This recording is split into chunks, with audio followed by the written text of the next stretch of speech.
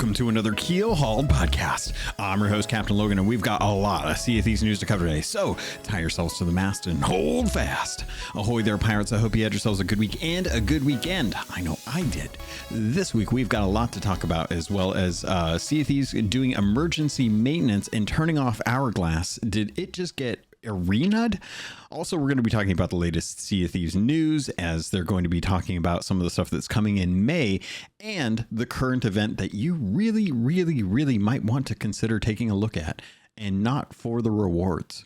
All that and more in this week's episode of Keelhauled Podcast. But before I get into any of that, I have to thank the patrons. They're the ones that actually took care of the Podbeam bill. So they are producers of this show. Every month, May, I typically have the annual bill come out for Patreon, or not for Patreon, for Podbeam, which is the hosting service I use for all of these podcasts.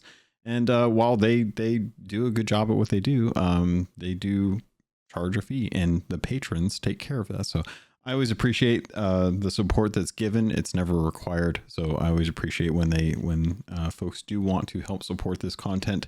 If you want to get invested in that as well too, especially if you're looking to get into the Patreon episodes, which is once a month at the end of the month, you can always head over to patreon.com/Keelhauled podcast. Take a look over there. You'll see there's a couple tiers, and you can always jump into the captain tier if you want to get into the episode. I always recommend, if you are unsure of what's going on, you can always ask questions, how it works, what to expect.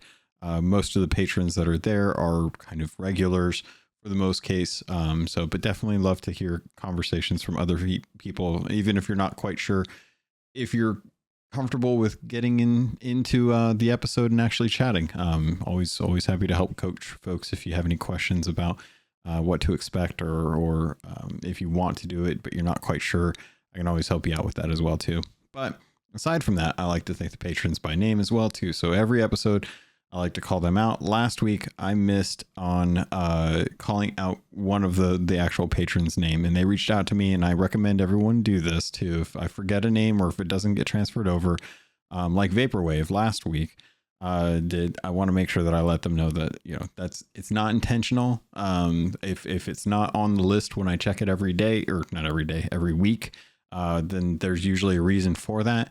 But every once in a while I miss it, and it is my fault. So I just want to make sure that I can actually call that out and let them know that I'm sorry about that. And then I'll make sure to get your name this time. So thank you to A-Chick, L-Cute, Balls, Blue Turtle V1, Captain Chonky, Captain Longsharts, Choppers, 918, Chateau Neuf, Super Pack, Zombie Killer, Cosmic Johnson, Static Mirror, Davram TV, El Jefe Esteban, Godhammer 6, Carl Embo, Kylia the Aficionado, Nightstar 1980, welcome back Nightstar, Space Admiral Oars, Xbox Mike 29, Rabid Raccoon, Registella the Brony Pirate, Ribloid, Rustbelt Kid, Shoe Daddy 13, The Demon Jester, Tommy D, TN Professor, Vaporwave, Vibralux, Wailing Witch, Big Bad Pad, Mina Fairy, The Lore Chronologist Deadeye Dre, Hager Owl, Jeff H, Captain Duckweed, Evil Martha,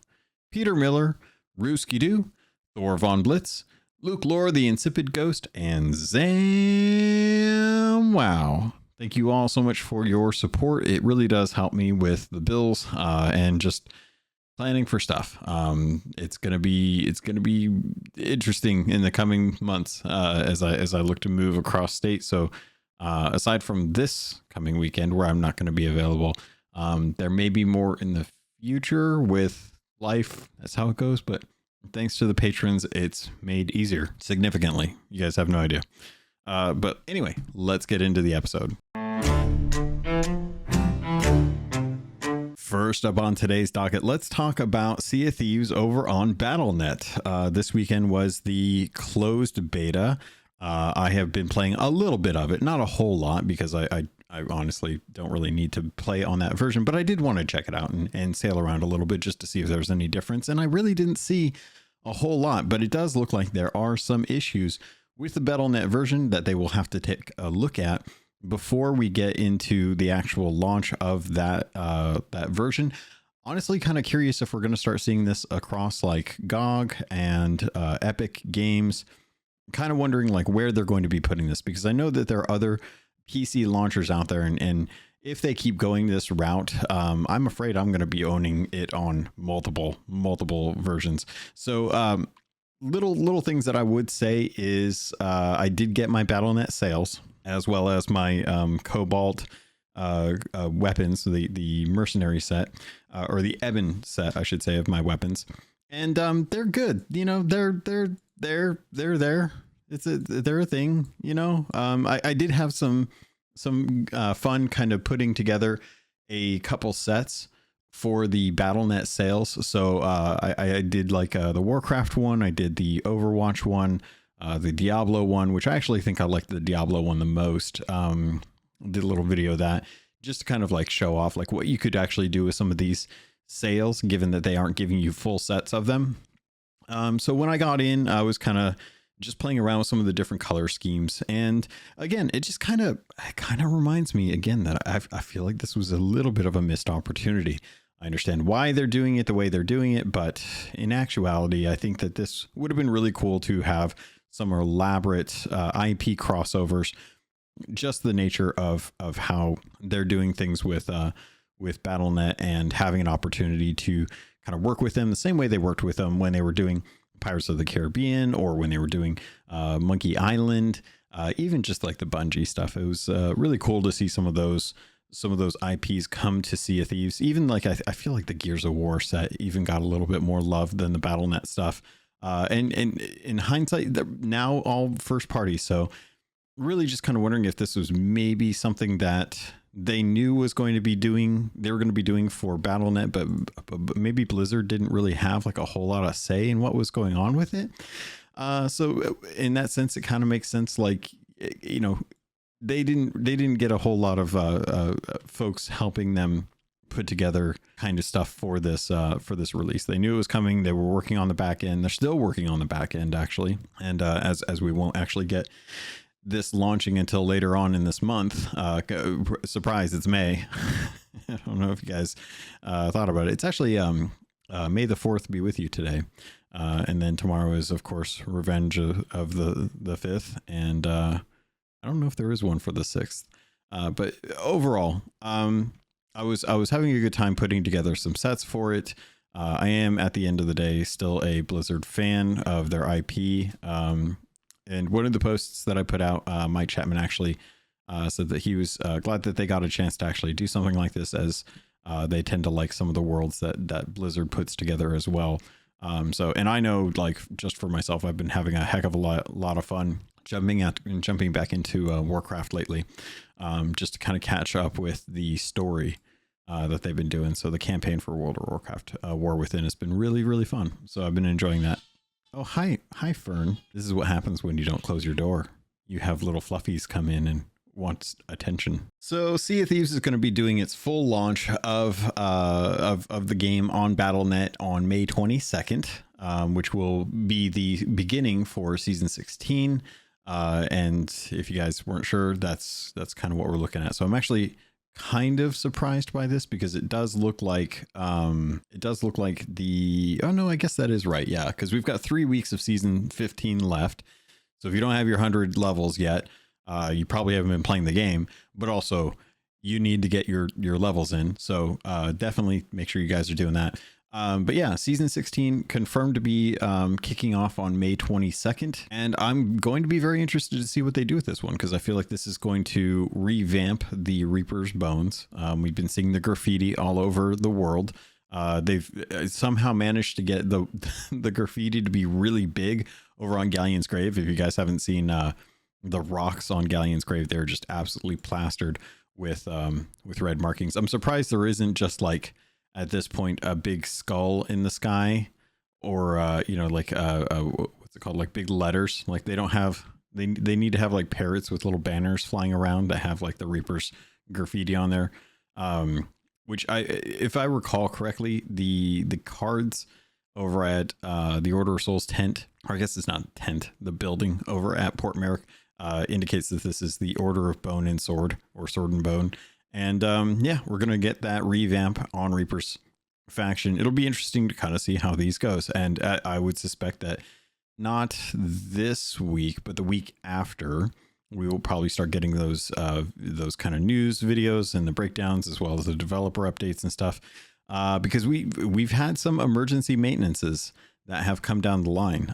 Some of these were in part due to help with some of the issues that were going on with spears, as well as just the stability of diving to events.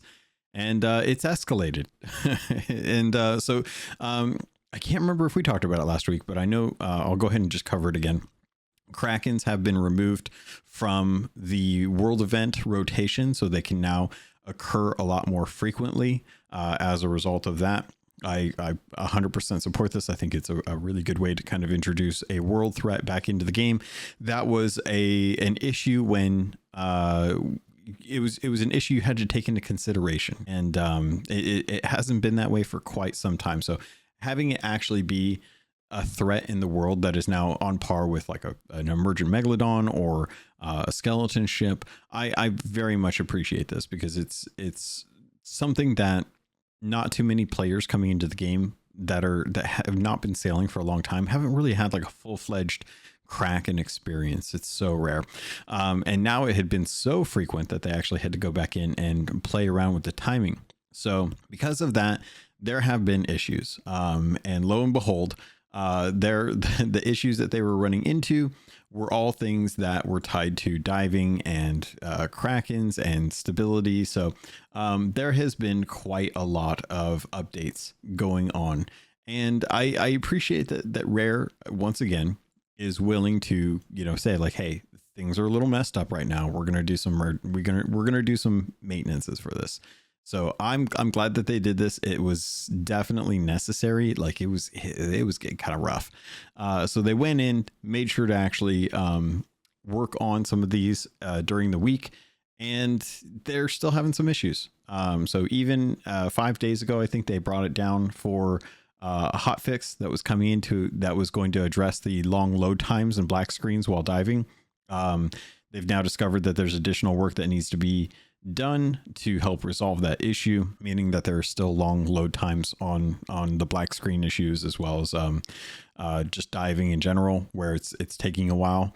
And unfortunately, after the latest event went live, they had to bring down the game once again for emergency maintenance, stating that they would be offline to temporarily disable Hourglass dives and making further adjustments to the Kraken spawn rates. So unfortunately, it's a real shame that whatever's going on with the dive system, it is causing issues across the board. And having to turn off Hourglass really does remove a large portion of the game that is heavily favored towards people who like to do PvP. I know, looking at certain streamers who they love to go into Hourglass, they are now kind of lost for content, which, is a small offset, but that's going to affect them as if, as it's their job. They can still sail around and do other stuff. But it's kind of a good thing that we have a fishing event right now, because if it weren't for a fishing event kind of driving people to do some PvE, I believe that having the Hourglass faction battles turned off would probably hurt a lot more. So we don't have an ETA on when this is going to get fixed.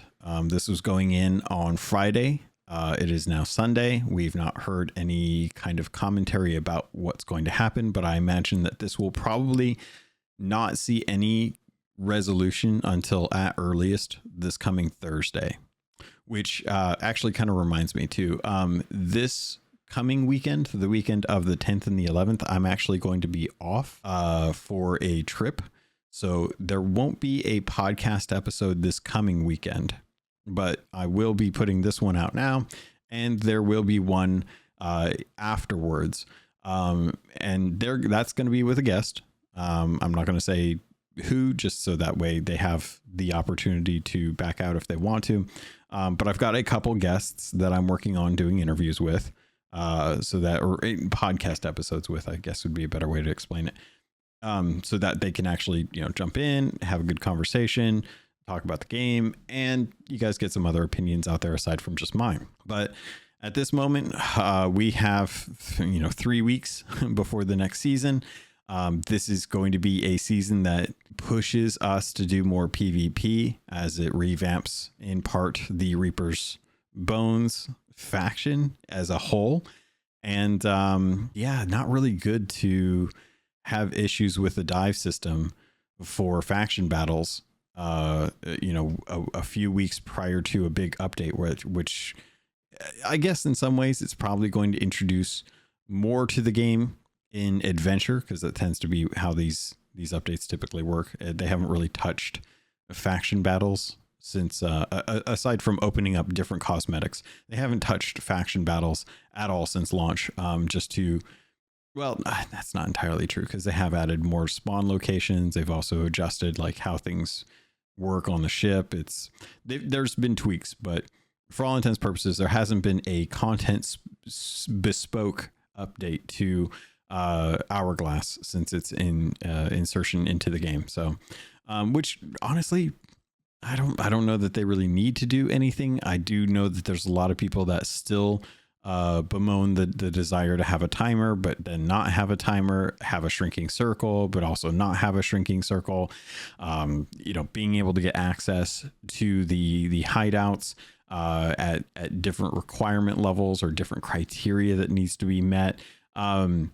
It's interesting to kind of see like the community still have opinions and discussions based on how Hourglass is designed, and see that the devs, for all intents and purposes, take it all in to consideration, but generally are not going to do anything to edit or change how they've designed Hourglass, which is fundamentally interesting to me in a game where they have consistently gone back and adjusted and tweaked and made edits to the PvE nature of Sea of Thieves. Anywhere from commendations, locked out, removing them altogether, rewarding people for completing the ones that they're going to change, finding balance within those.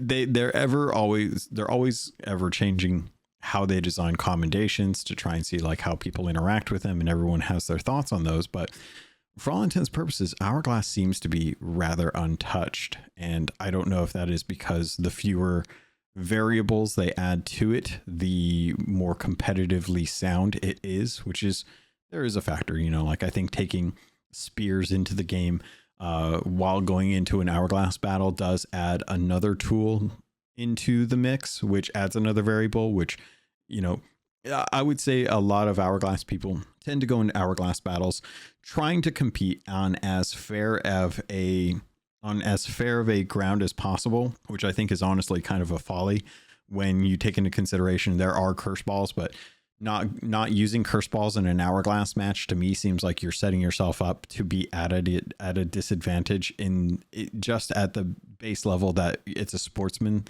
like behavior that you're not going to use curse balls. Honestly, I feel like it's one of those things where if people are going into Hourglass to win, use all the tools that you have.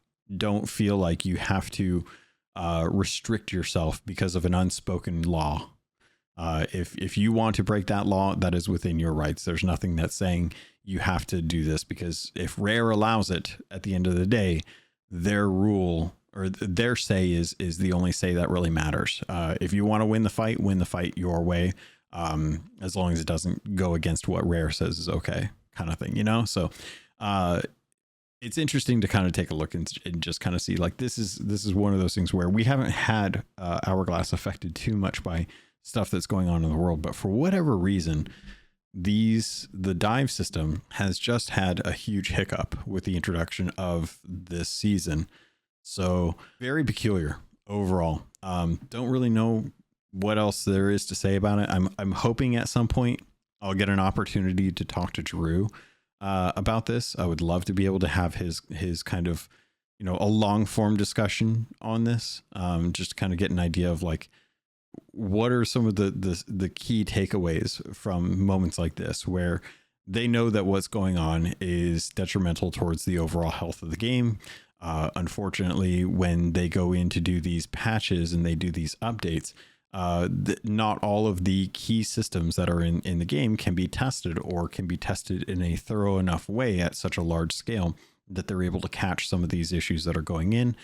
How do they manage that? What is their recourse? Because at the moment, I think for me, I'll say that taking out or disabling a part of the game is regrettably necessary.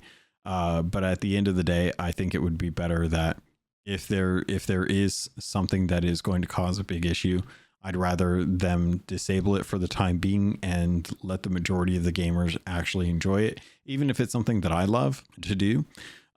Just so that, you know, if I'm begrudged a little bit by not being able to go do X item in game for a certain amount of time because it's just broken, I would much rather have a no experience whatsoever than a potentially harming and frustrating experience, because there's nothing worse than going into a session and having stuff break on you, having no control over it, and feeling like your time was wasted because of something that was completely out of your control and other people's controls.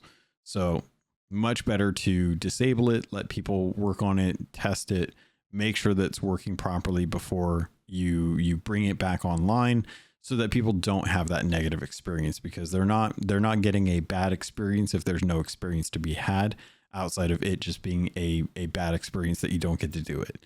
But that's just my personal opinion. I know a lot of folks are going to have differing feelings on that. Some people would rather have a 80% chance of having a good time and not run into issues as opposed to 0% chance, which I find validity in that as well too. It's just not my personal preference. So at the end of the day, hopefully you aren't bothered too much by this. Hopefully this is something that you're just kind of like, okay, well, I'll go work on something else. You know, there's always something to do in Sea of Thieves.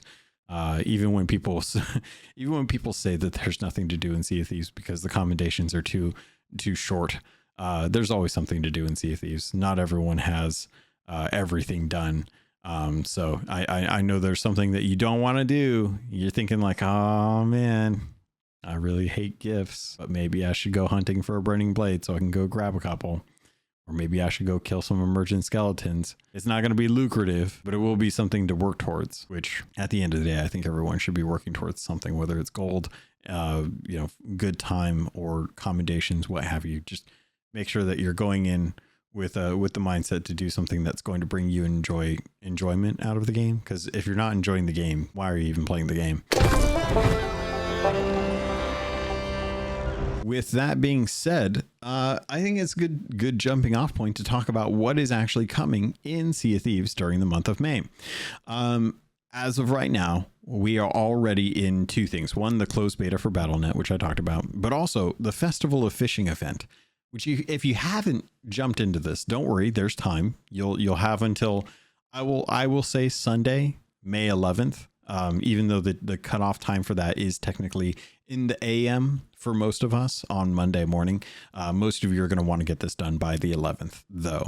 So the Festival of Fishing returns, bringing a brand new flavor to an old school event. If you don't recall, this is something that they did beforehand where we had to fish up, what was it, 200 ruby splash tails, I think, or 100 ruby splash tails. It was lackluster. All for the sake of, I think it was a fishing rod that was like a jeweled fishing rod, like a ruby fishing rod. God, I actually want to take a look and see if I can find it now, because I genuinely don't remember what it was. I just remember hating the fact that it was something that they were doing that I was kind of like, wow, this is what I'm doing with my weekend. I am literally fishing up ruby splash tails and I hate this. But this one definitely feels better. I'm still hunting for that one, by the way. For some reason, I can't let it go. I can't remember what it was, but looking through all of my fishing rods, they're all very, very drab compared to what I use on the regular basis, which in actuality is the correct fishing rod to use, which is the Wrecker Wrangler fishing rod that has a little angler fish on it. If you're not using that, first off, why do you not have it? Is it something that you need to get? Because if you do, then you probably should work on that. But if you do have it and you're not using it, I don't know. I don't understand what's going on with you. Maybe you're using the ruby splash tail fishing rod, in which case I don't know that we can be friends anymore. But if you're not using the ruby, or if you're not using the Wrecker Wrangler, which just rolls off the tongue, what are you even fishing at this point? So the fishing festival or the Festival of Fishing event is going on between now and the 11th. If you guys do jump in there, be aware that there are different event rewards. There's a fishing rod that you can earn. I believe it's the Courageous fishing event, as well as a new Connoisseur of Culinary Craft title, which I remember getting, but I don't think I'm ever going to wear it. But I'll take the fish themed Courageous Catch fishing rod as a result of this. And the rewards for here, not something that I would actually point out as something that I'd be like, oh, this is really amazing. I can't believe they did this. It's so cool. It's not that cool. But what I do like about this is actually something that I think needs to be brought over to the Hunter's Call indefinitely. Because the voyages for this feel like actual Hunter's Call voyages, and they're fishing voyages, but you get 2 and you get a few of them. You can't do these on safer seas. You can only do these on high seas, and you have the next 7 days to do them. You get 3 each. One of them is called a Hunter's Rare Fishing Map. The other is called Merrick's Recipe Request. And I actually really like both of these because right now, Hunter's Call, if you take a look at the actual voyages for them, you have 2 fishing voyages. One is a very short one that has a couple of small treasured fish that you can kind of go off to a small island to fish up. The other one is the Hunter's Fishing Map, which if you caught the difference between the two, congratulations, you paid attention. If not, there's not very much. It's a pirate's fishing map and a hunter's fishing map, and the difference is 1 length time versus 2 length times. You get 1 treasured fish off a small island, or you get 2 treasured fishing pools off a large island. It's very lackluster. I'm not going to lie. They really don't have a whole lot going on with that. And then you look at the hunting voyages, which the fact that there's a hunting fishing map not in the hunting voyages is, I'm not going to get into the naming conventions there, but you have the pirate boar hunt, which is just a 3 time length one. And then the tracker's megalodon hunt, which is the 4 length time one. So now that I'm sitting here going over stuff that we've had in the game for the last 2.5 months, I wanted to talk about the fishing voyages for this event, because it's very odd to me that we don't have higher quality voyages or ones that are, or at least worthy of the gold that you're getting for this. So right now you get 3 of them over the next week, and the Hunter's Rare Fishing Map is really nice. You get 3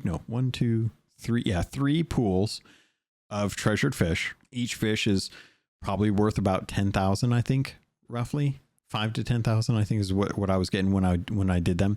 But it's a similar thing to what the fishing voyages are for Hunter's Call at the moment. There's just more of them, which kind of leaves you sitting at an island for a little bit longer, which is nice if you have folks that are going out there trying to hunt down Hunter's Call emissary flags for their Reaper's Bone commendations. And it's just a decent amount of fish. Or no, actually, yeah. So there's 3 pools. Each pool has 4 fish, which I think is also a bump compared to the previous, or the currently available Hunter's Call ones. And they're all treasured fish. I think I got mostly stormfish and battle gills that were all the special versions of them, like a crimson battle gill. There's a pretty good hefty amount for them. The one that I really liked here was Merrick's Recipe Request. This is one where it was kind of like a dinner menu, and you had like your appetizers, you had your main course, and then you had your dessert. And what you had to do was go out and catch specific types of meat for this. At least what I did of it. There could be alternatives to this that I'm not aware of, but in my experience, I can at least speak to what I did. And it was something like the appetizer was a cooked piece of chicken and a cloudy plenty fin. It didn't say like, it said it had to be cooked specifically, which in my mind suggests that there's going to be a raw version of them.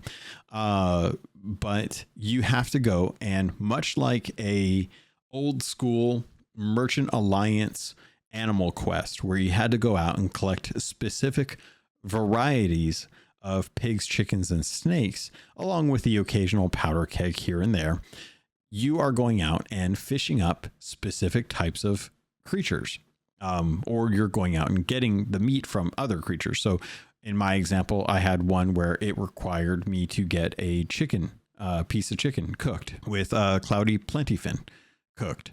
Then the main course was like a wild russet, wild splash, and a type of pond fish. I can't remember what kind it was. And as you're kind of going through, you have 6 different types of meat that you need to get. And that required me to, kind of think about like, okay, well, I need to get at least a plentyfin and a wild splash. So I know I'm going to have to go from the wilds to the shores of plenty. So thinking about that, I was like, all right, well, I know I have I know I've got an Isle hopper and a couple pondies that I need to get, as well as plentyfin, some russet, and a chicken. So I need to think, as I'm going from the wilds to the shores of plenty, what islands have got chickens on them? I'm like, okay, well, I know for sure Marauder's Arch has chickens on it, so I'm close to there.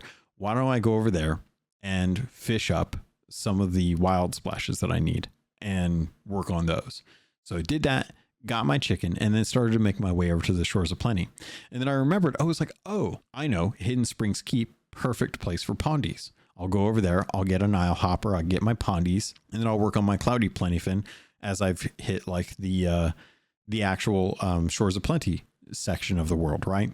And the nice thing about this is that as I was cooking these, according to the recipes, you could turn them in to any Hunter's Call representatives for additional cash, or I could just go turn them into the sovereigns, which also worked. And it opened up more availability. I didn't feel so locked in to have to go from one island to another island and then back to an outpost. I could sail from one island to a sea post, to another island, to another sea post, and then finish it up. And then if I wanted to go turn in anything else that I had, I'd be right over there at like an outpost nearby. And I liked it. I thought it was fun. And it showed my progress. If I turned in the chicken leg and a wild russet out of 2 different parts of the menu, then those menu portions would no longer reflect how many of those items I needed. The quest worked. It was unique compared to what the other quests have been for Hunter's Call. And it really made me kind of bummed out. I was like, I'm actually going to kind of miss that these are a thing that you can do for Hunter's Call, because I think that it's actually kind of nice, like if you, and it always goes back to this idea that I always have. I want to be able to put 2 voyages down, at least 2 voyages.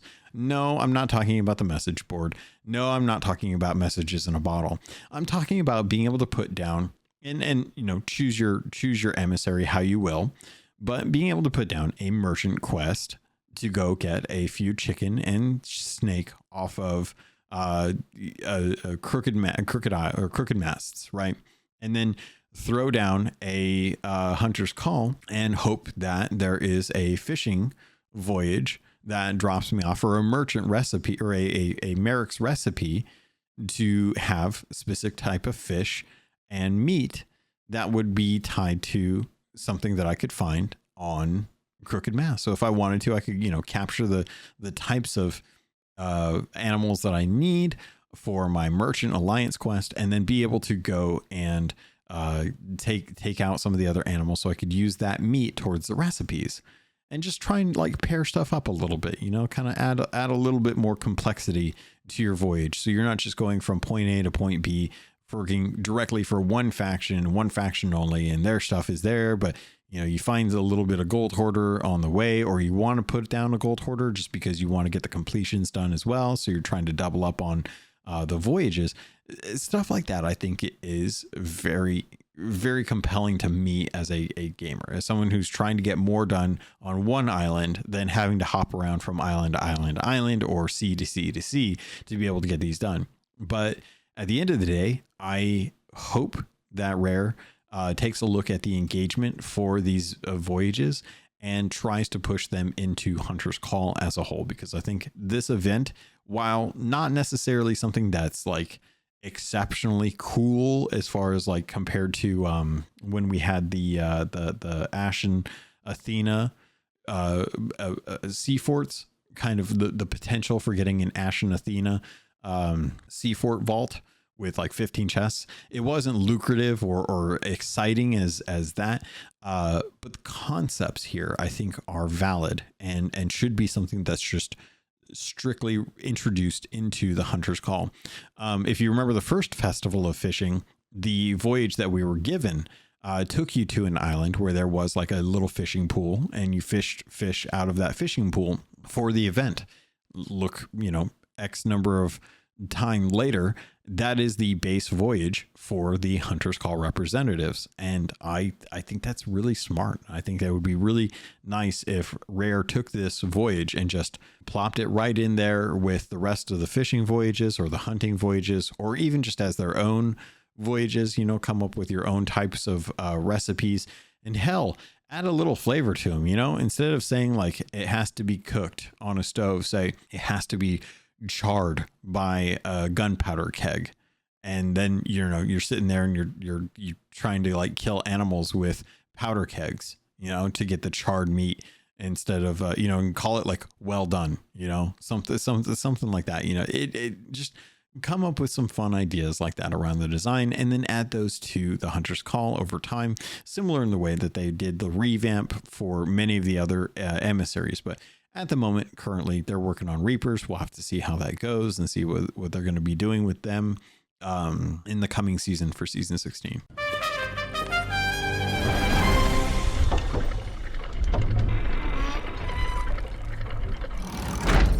So the other aspect of this event is actually the event goals.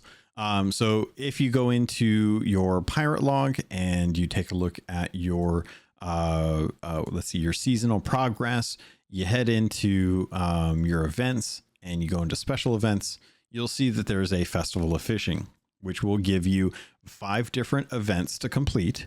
And when you complete all 5, you'll actually get the Connoisseur of Culinary Craft title. The alliteration there, I appreciate. And there's different requirements that you have to do that are not tied to the voyages themselves, save for one, which is the first one on the list, which is the Fishing Fanatic. Complete both Merrick's recipe request and a Hunter's Rare fishing map voyages to complete this goal and unlock the Courageous Catch fishing rod. Again, it's not anything special, but I do like that the voyages are there and that you do have to do at least one of each to be able to get the fishing rod. The next one probably took me the longest because I actually had the worst luck that I've ever had when fishing for umber splashtails. But that is one that you have to do. You have to catch an umber splashtail. Doesn't matter if it's a trophy or not. It just has to be umber. Then you have to reach grade 5 as one of the other requirements. You have to get the grade 5 flying the Hunter's Call emissary flag, which is not difficult. Doing the Hunter's Rare fishing voyage should be enough to get you up there. Also, just as a weird side point, when I finished my Merrick's recipe request, I ended up getting like 50K from that. I don't know if that's normal, but I liked it. One of the other ones that is in there is you have to catch a trophy stormfish. And I want to stress, this is catch, not find, not turn in, just catch. They're not telling you have to turn in an umber splashtail or cook it to perfection or that it has to be a trophy. They're just saying catch one, which means they're probably going to be an individual basis. So even if you're with your friends and they get it, don't assume that this is something that will give you credit for that event as well too. Plan on it being something that you have to do individually. I did these all solo today. As I was working towards getting the Keelhauled captains up to distinction 4, which we accomplished. It was very nice to see so many ships sailing today. I was kind of surprised to see. I think we had like 4 ships in the guild sailing under the Keelhauled captains. And we managed to hit grade 4. Very happy about that. Very much appreciate that because that's the patrons right there. Like the fact that we got to 4 with the patrons made me so happy. So I really appreciate that at the end of the day. And we actually do have, it looks like 3 spots open still.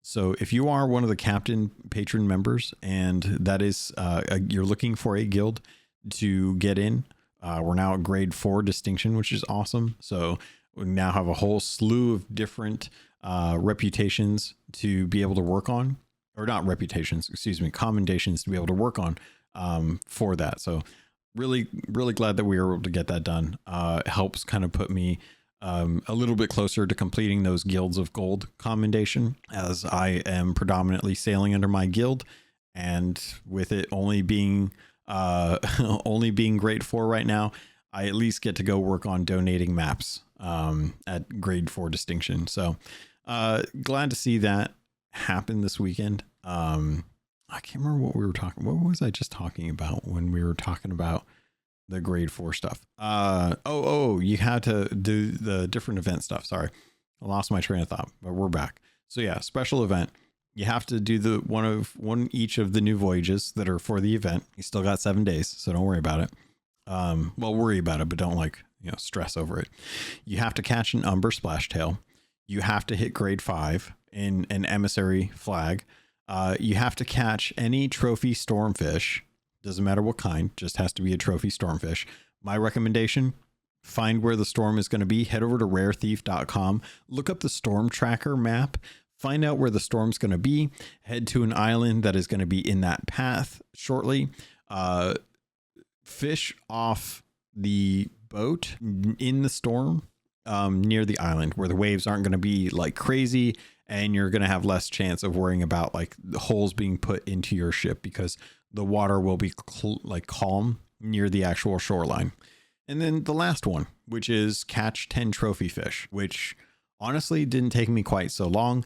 My recommendation for this is actually going to be heading over to one of the ponds that you can fish in. Doesn't matter which pond it is, as long as you can get pondies from it. There's a chance to get trophy pondies from it, and trophy pondies are the fastest fish you can fish up, just due to the nature of the pond itself. I think it's like two tired periods versus like the standard trophy, which is 3 tired periods. I know there are some really crazy fishermen out there that can get trophies in 2 for standard, not just the pondies.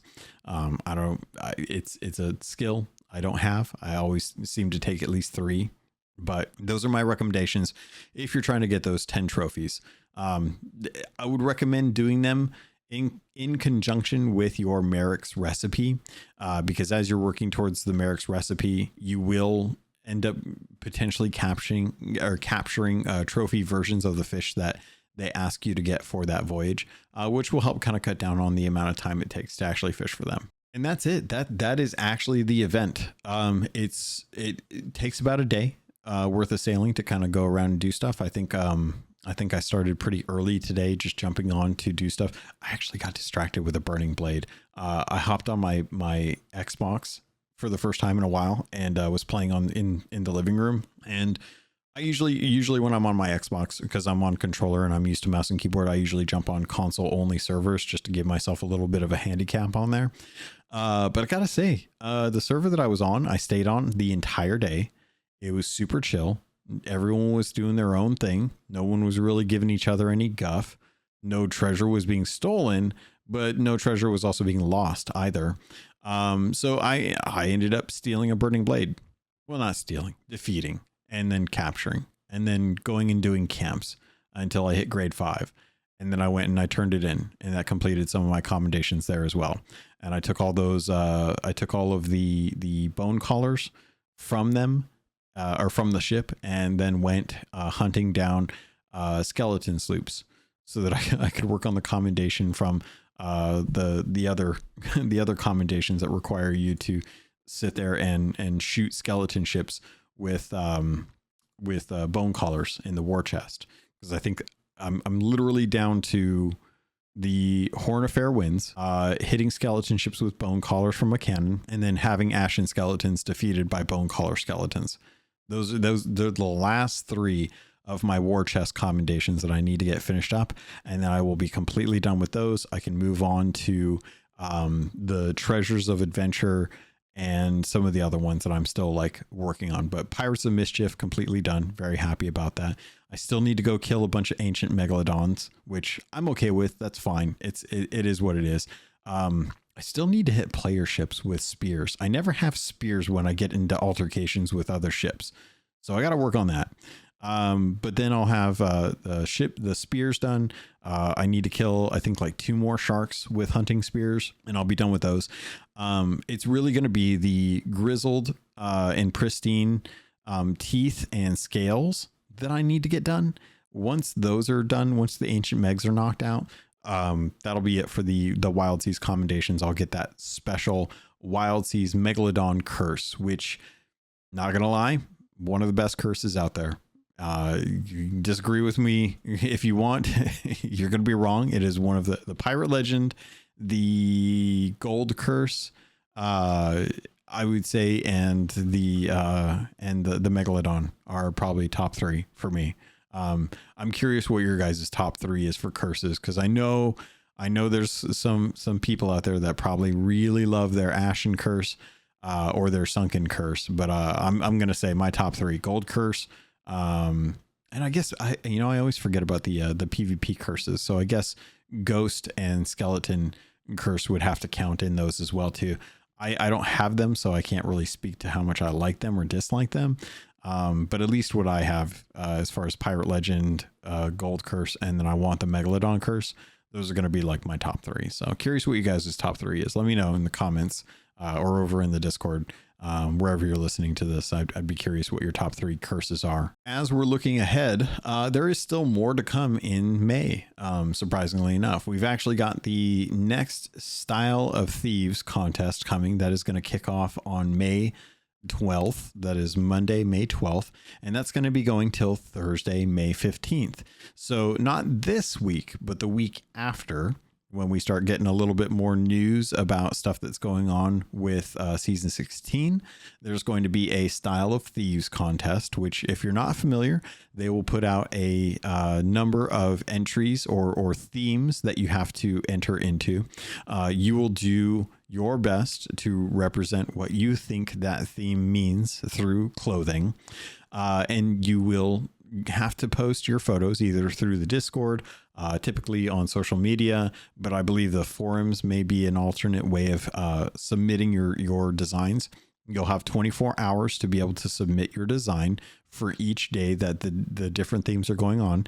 Given that this is only going to be for, let's see, Monday, Tuesday, Wednesday, Thursday, 4 themes are probably going to be the when that's kicking off. And we'll probably know beforehand like what those themes are going to be. I haven't seen anything posted yet about what the themes are going to be, but they do that typically about a few days before to a week before the actual event kicks up. If you do that and you win, you have an opportunity to get the Fashionistas Finery gloves, which are kind of like the SOT shot sails in glove forms.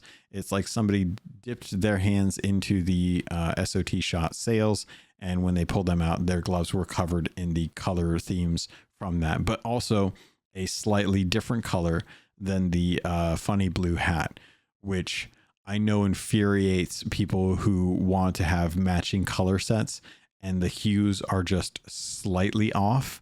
And it's the irony there is not lost on me that that they don't match. And it's the true testament of winning in Sea of Thieves. But that's going on from the 12th to the 15th. Nothing today. They totally could have done a Sea of Thieves Star Wars thing and put in lightsabers into the game, but they didn't. Maybe next year they'll do a Sea of Thieves Star Wars crossover where they'll offer like proper straight up like lightsabers to the game. Not in the, I mean, we already have like the burning blade and we already have like blades that glow, but they're not makeshift lightsabers in Sea of Thieves, which I think at the end of the day is really what they would need to do to be able to really capitalize on that. But outside of that, they are having an Emporium sale. The Emporium sale is going to kick off from the 15th of May to the 20th. So from Thursday to Tuesday. It looks like they are going to be doing discounts on the Checkmate, King's Ransom, and the Ancestral Ships collections. Looking at the 3 sets that they've got up there, I'm not going to really, I don't think I'm going to really get into these ones. I already have most of the Ancestral set when those were released. Gosh, what was that, like 2019? I think when Ori and the Blind, or Will of the Wisps, or Blind Forest, I can't remember which one is the second one, but it was kind of like when the second game had come out. They did a little bit of a promotion, and I think it was through Game Perks as well too, like Game Pass Ultimate Perks. But yeah, so Ancestral set's coming up. That's the Ori and the Blind Forest one. The Checkmate one is just it's the chess one. I personally am not too big a fan. The Kingly Ransom one, though, I will say, very nice looking set there. Probably not one that I want to get up. I think the Deadlock set is one that I'd be more keen on if it was on sale, and I was paying attention. But yeah, those are going to be on sale, and that's going on from May 15th again to May 20th. So that'll be 5 days there. And then going a little bit further, after the 15th, on May 16th, BattleNet Early Access begins for the Battle.net launcher version of Sea of Thieves. For premium edition purchasers, you get that 6 days of early access, which honestly, I'm not too sure who's going to be too excited about that, but it is a thing. It's going to be happening. Hopefully the launch goes well. I can already see there's already a couple like known issues right now based around like game bar and a couple other things that they need to try and make sure are taken care of with regard to like invites through game bar, which if you're doing invites through game bar already, my heart goes out to you. It's getting better. It's getting better. It's not quite there, but it's getting better. They also have Reaper's Requiem release, which is their monthly musical release for May. That is going to be an anthemic ode to Flameheart's trading company. I had to actually look that up when I was looking at it, but you can stream that via Spotify, Tidal, YouTube Music, Amazon Music, Apple, iTunes, Apple Music. The chances are, if you're listening to a streaming service for music, you'll be able to find it with all the other Sea of Thieves content out there. So that's coming out on May 16th. Curious to find out what that actually it sounds like, because something tells me that that's going to be the login screen music for season 16, just based on the theming alone and what we know is coming with season 16. So curious to find out if I'm right or wrong about that. And then the big thing. This is the thing that I am personally very, very interested in. And for hopes that I think I will not actually have happen. I'm excited for the Art of Piracy release, which is on May 20th, 2 days prior to season 16.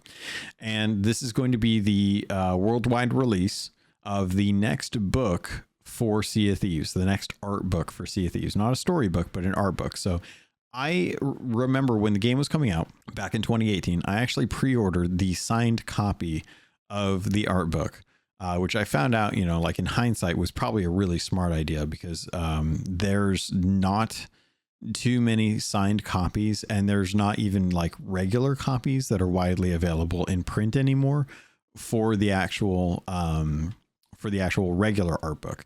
So having a signed copy, which I subsequently got lots of other devs to sign later in life, which is just, it's such a, I don't know, I love it. It's something that I will always hold on to. I'm never going to sell that thing. It's nice to see that we're getting another art book come in. So this one, calling The Art of Piracy, is the newest installment, which organizes the game's art into year by year sections that kind of tells like the rich history of Sea of Thieves over the last 7 years, and has artwork for characters, ships, weapons, threats, pets, and some other stuff. And what I'm kind of hoping here is that they're going to not just release like what they've brought in with the last 7 years as far as artwork goes, conceptual artwork, because I do follow quite a few artists over on ArtStation, which, if you don't know, is kind of a site for it's artists in the industry or digital artists in general who are just going to try and add stuff to their portfolio. It's kind of like Indeed for artists.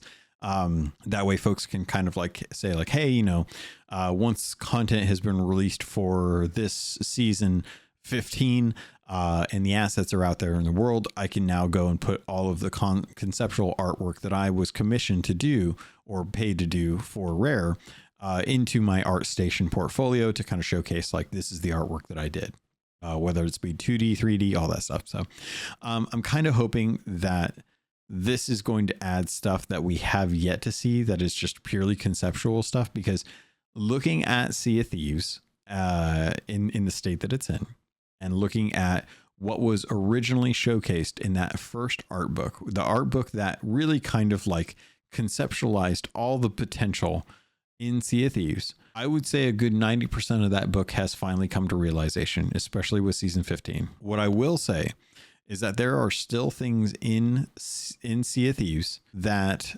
are in that original art book that are still not in Sea of Thieves. Different seas, different types of people based on the different seas, illusions or alluding to those different groups of people, based on like the different types of pirates and where they came from. I would love to see some of that still make its way to Sea of Thieves. And I don't think that for them anything is off the table, but I do love the fact that that art book kind of set up the potential for what the game could do if it had enough time. And lo and behold, 7 years later, we are seeing the fruits of that work. A lot of that stuff has found a way to the game, maybe not necessarily in the original form that it was initially conceptualized, but in some way at the end of the day. And I'm really glad of that. And I'm hoping that with this next art book, which I think I pre-ordered that like back in September or October, will offer some of that for the future of Sea of Thieves, that they aren't just putting in stuff that we know is from the game, which I also still would appreciate because I like having visual references instead of having to go to a Wikipedia and finding the right thing. I like having the pages to be able to flip through and take a look at and ponder things as I'm kind of speculating about future content of the game. And having some stuff that we haven't seen that they were thinking about doing that they may not have gotten to quite yet. I'm hoping that's what this art book will offer beyond just what we know has already been brought to the game. There are some things that I am looking forward to checking out, particularly around the battle for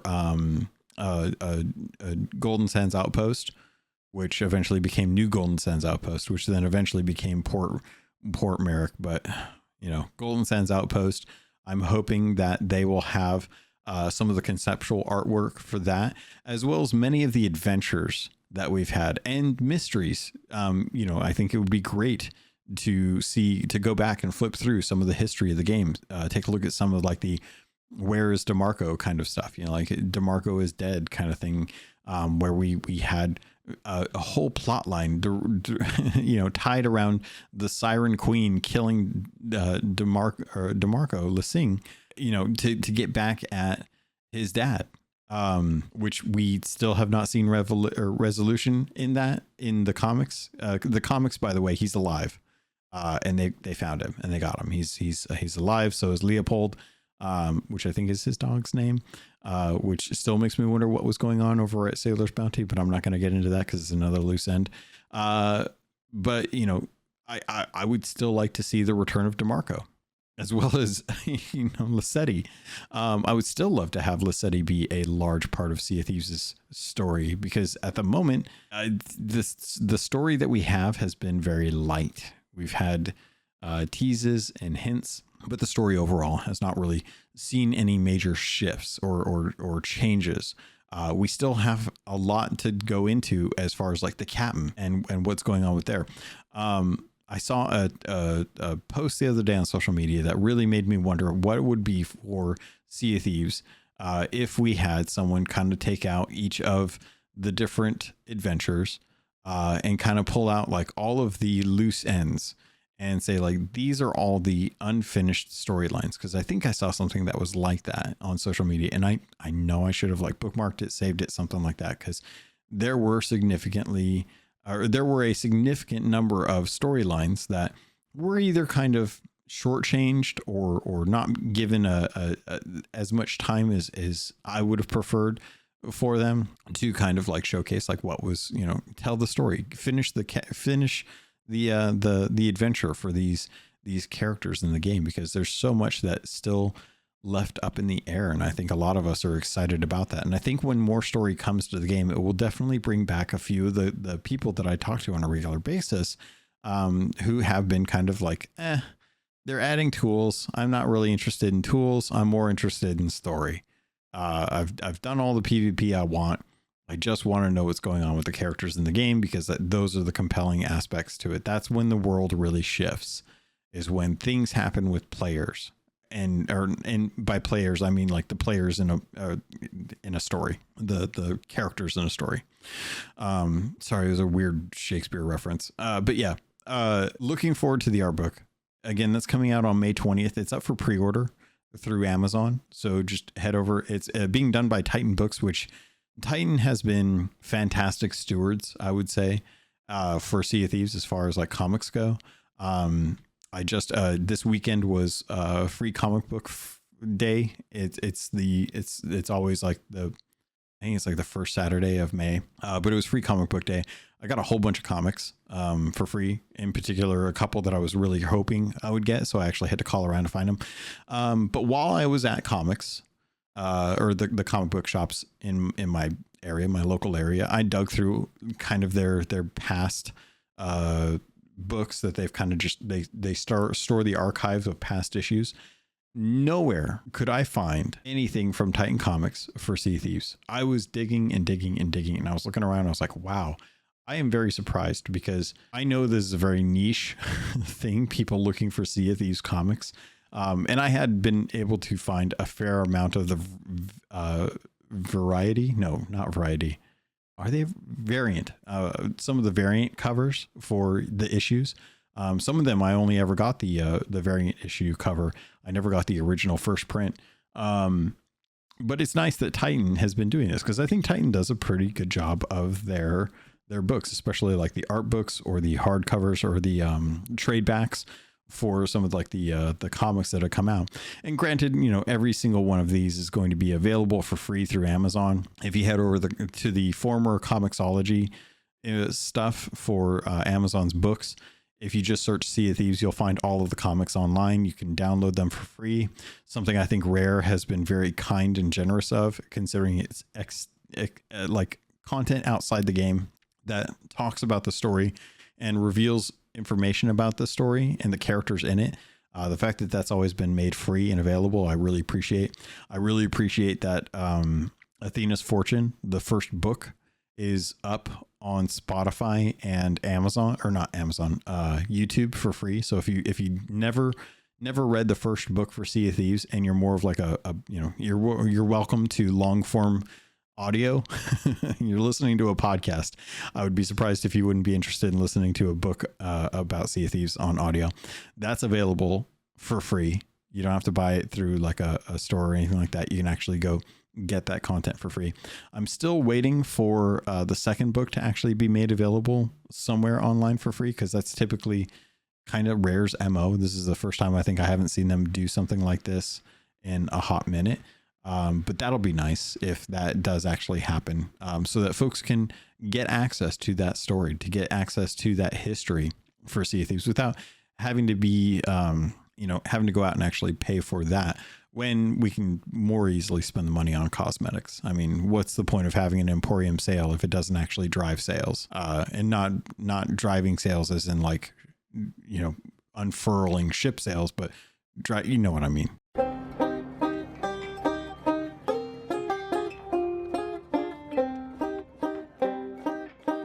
The last thing that I think I'll get into for this week's episode is actually going to be Twitch drops. This is going to be something that's made available for everyone based on watching any participating channel, and it's going to be happening after the launch of Season 16. So Season 16, as I mentioned, is going to be launching on the 22nd. So Twitch drops are going to be that weekend, so the 23rd through the 26th. And I'm going to let you know right now, plan on, because they always say Monday the 26th, because for them it's like 10 a.m. in the morning, but for us it's more like 5 or 2 in the morning. So Twitch drops available Friday going till Sunday. make sure that you jump in there and get it. If you're curious what they are actually going to be revealing, they don't actually tell us. It says our approach to Twitch drops is evolving to offer a wider variety of goodies moving forward. So expect to hear more about the items included soon, which kind of makes me wonder if they're paying attention to all of the long bemoaned and heavy sighs whenever they announce that they're doing Twitch drops, and it's another one of those Eastern Winds variant color of the dress, or the seasoned captain sailors bountiful bucket. And maybe they're going to put something in there that's a little fancy. You know, this last time that we got Twitch drops, you know, they actually threw in like, I mean, it was 5 Twitch drops, so you know, it was a little bit more than what we're used to getting. And I'm kind of a weird person when it comes to it. I like to get Twitch drops for stuff that I don't even play sometimes, just because I appreciate like getting them. Cause you never know. Like, do I need Overwatch 2 drops? No. Am I going to like have 9 hours of Twitch running to get them? Maybe. Do I think that's a smart time or smart use of electricity? No. But at the same time, you know, like I'm not making AI art for Sea of Thieves. So, you know, there's that. But this last time we managed to get the Rising Morning Star eye patch, which I actually think was a nice thing to kind of toss in there, because the eye patch, at least for the Rising Morning Star set, is one that I think people would be interested in actually having compared to the Stormy Sea Dog bucket. Because I don't know anyone that was asking for that. But if they want people to tune in and actually pay attention to Twitch and actually like get the Twitch drops, as opposed to just finding number streamer here, putting up tab, leaving room, working on something else, then, you know, throw in something that's going to be actually like interesting or compelling for the Twitch drops. And you know, if I sit here and I'm like, all right, well, what are other people doing for Twitch drops? I'm looking at Skull and Bones. Skull and Bones is like, hey, for just, it's not even going to be a whole lot. So we're not asking for a whole lot, but we're going to give you two color skins for your ships and a figurehead if you want. And I'm like, okay, yeah, I don't really play, you know, Skull and Bones anymore. I really need to, because I actually kind of want to get back in and see like how things have been going, just to kind of like, you know, find out what's going out there. But looking at like what they're doing, I'm like, okay, that's not a whole lot. Like they're not offering like a whole lot of stuff, but they're also not asking a lot of time either. I think it was like an hour or two at most. You know, I'm sitting here looking over at like Call of Duty Warzone. What's Call of Duty Warzone got? They got a Monster Energy skin. They've got a bling, which I don't even know what that means. They've got what is this? A flannel. They got a flannel. How much time do I gotta invest in this? An hour. 3 items for an hour's worth of time. 30 minutes, 45 minutes, and an hour. I can do an hour of Call of Duty to get those. That's easy. Looking at Sea of Thieves, they're asking me for an hour per item. I'm like, yeah, okay, all right. But then again, I go over to Diablo and I'm like, all right, Diablo's dropping something. What are they dropping? 1 sword. Okay, it's a 2-handed sword. Fantastic. How much time do I have to spend having a tab open for this? 3 hours. Ha, that's cute. Yeah. So looking at what Rare's doing, I understand that what they're offering is something for free. It's designed to be engagement in that. So considering they're looking at changing things up speaks volumes to me, because at the end of the day, Rare's really good at changing their mind on things that don't work. And this is one of those things that I think has just kind of stagnated. So if they're willing to stir the pot on this and make things a little more interesting, throw some spice into the pot, I'm all for it. I think I'll be very curious to find out what they decide to actually release as the actual like set. Here's a fun little throwaway. We just got the Cobalt weapons, the Obsidian set look for the Cobalt version for the BattleNet stuff. Why don't we just start throwing some more of that Obsidian Cobalt stuff out into the world and let people get that through Twitch drops? Yay or nay? Because I feel like we're bordering on the same line as like, oh, it's just a variant. It's just a color variant. Maybe there's some Twitch specific stuff. You know, like I'm looking at like the derpy looking horse figurehead that we got, and the Jeff Bezos monkey that we got for Twitch drops once, and I'm like, you know, those were like cringe, but at the same time, I'm not gonna say no, and I think that's a lot more a lot better than you know, like, well, I got a purple monkey that's called Facebook Gaming. I will happily watch someone for 2 hours to get another to get like an Amazon Prime or an Amazon Prime monkey that I can call 2-day delivery or something stupid like that. You know, much better than stalwart sea dog compass. You know, maybe I'm off the rails here. I don't know, but that's kind of where my mindset is at when I'm thinking about like what Twitch drops are versus what their intent is.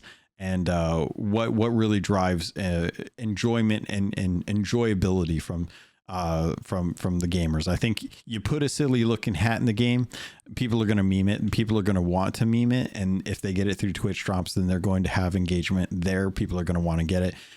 If you don't believe me, look at the taco hat from Briggsy's Tall Tale. People will absolutely wear goofy stuff if you give them goofy stuff. If you just put Stormy Sea Dog Bucket out there, they'll get it, but I don't think anyone's going to make any content off of it. Put in a weird hat, they'll make content off of it. You want Sea of Thieves to have like engagement on social media, meme worthy stuff. You know what I'm talking about. One thing I didn't really get into that I keep forgetting to talk about is there is an Ink Initiate bundle that is out there available now. Obviously, like me talking about like promotional stuff or bundles for content that's paid with real money when the state of the game is in the way it is always going to rub wrong for some folks, and they always like to let me know on social media. But at the end of the day, like, you're still gonna have to have fun for yourself and decide like where your budget lies with the amount of fun that you can have it, knowing that not everything's going to be perfect. So I wanted to talk about the ink scriber or the skin scriber set, because this is one that, as someone who likes tattoos, I don't have a whole lot of tattoos, but that's because I'm very picky about tattoos. I loved this set. This set, to me, in the idea of a skin scriber, like when I first heard that, I was very confused. I was like, what the heck is a skin scriber? Because A-Chick had actually bought it. And I was sitting there thinking about it. I was like, what the heck is skin scriber? Like, what is it? Is it someone that writes on?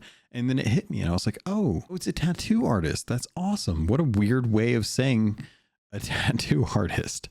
But at the end of the day, I was sitting there thinking about it. I was like, I really like this set. Like, it's a good set. It's well designed. It's, you know, very on theme. Everything looks like it's kind of set up to be like a tattoo needle. And there's a bundle available, and the bundle is $17 or $15.30 in America if you're looking at it with Game Pass discount rate.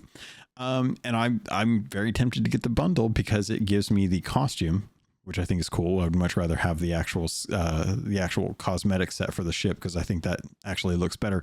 But the weapon bundle for this is really good as well too. So it's one of those things where it's like, I understand that right now Hourglass is broken. The game stability is a little oof. But they're working on it. There's nothing else I can do about it. So is there something that I can do, knowing that the art team has no control over the stability of the game, but they're still making cool stuff from time to time?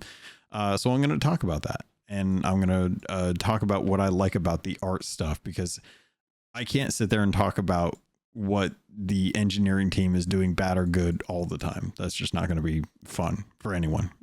It'll address things that need to get addressed, but there's only so much addressal that needs to be said or done with that. But this is available. It's the new set to the Emporium. I think this is one of the better sets that I've seen as far as like what I think is cool. So kind of curious what you guys thought about it, especially if you're into tattoos in a way, because not too often do I see something like this come out where I'm like, oh, this is kind of neat. And it doesn't actually feel like it's something that is actually like part of a specific theme in particular. It just feels like it's just something that they wanted to do. And until I actually get a chance to take a look at the actual costume, I'm going to cry foul if there isn't some sort of hint or tease that some of the tattoos are in here that are representing Drew Stevens's amount of ink. Cause like him and a few other folks that I could call, like Craig Nucken, former Rarehead Studio, has an entire Marvel sleeve on it to like commemorate like Avengers and all that, like all the comics, that the Marvel movies and whatnot. Fantastic sleeve. I'd be very sad if there wasn't some teases or hints to some of the tattoos that I know some of the larger, higher up people in Rare have had like showing in some of the videos that they've been in. You know, I just, it's one of those things and I'm like, man, why don't we have a Drew Stevens costume set that is tied to like the ink that he has on him? I think that'd be really fun. But yeah, I love that they're doing this. It's a little thing, but I feel like this is like the only time I'm ever going to be able to talk about tattoos and Sea of Thieves outside of, you know, just getting them. But yeah, I was kind of surprised, and I love the terminology that they came up with for a tattoo artist. They didn't just call it a tattoo artist; they called it a skin scriber, which just sounds macabre in itself. But anyway, I think that's going to do it for this episode, folks. So if you guys have any questions, comments, concerns, you can always let me know over on YouTube, on Patreon, in the Discord, social medias out there. As far as when I post about these or remember to post about these, you can always let me know wherever I happen to be at. You're more than welcome to send me your thoughts and feelings on that. At CAPT_ for a lot of places. I also do the Twitch streams from time to time.